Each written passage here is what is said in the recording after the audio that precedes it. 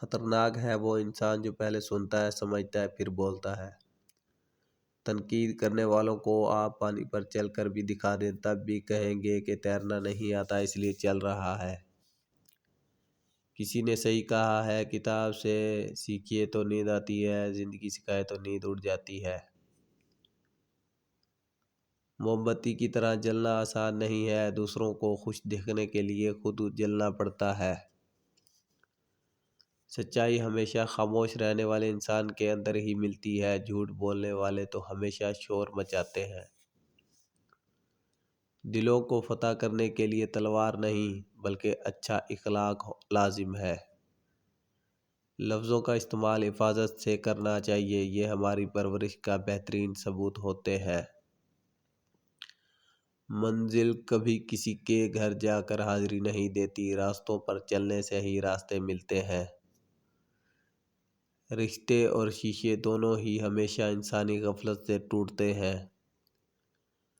رشتوں کو جوڑے رکھنے کے لیے کبھی اندھا، کبھی بہرا تو کبھی گونگا ہونا پڑتا ہے۔ مرد کی کامیابی کے پیچھے ماں کے سوا کوئی دوسری عورت نہیں ہو سکتی، کیونکہ دوسری عورت ایک کامیاب مرد ڈھونڈتی ہے۔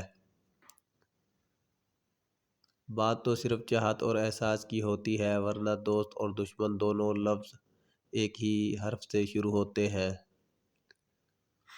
اگر ساتھ چلنے والے مخلص ہوں تو برے وقت سے بھی لطف اٹھایا جا سکتا ہے۔ بھروسہ اور دل ٹوٹنے کی آواز نہیں ہوتی، لیکن اس کی گونج عمر پر سنائی دیتی ہے۔ تعلق میں دوسروں سے اپنا جیسا ہونے کی توقع مت کرو، کیونکہ تم کسی کا سیدھا ہاتھ اپنے سیدھے ہاتھ میں پکڑ کر نہیں چل سکتے۔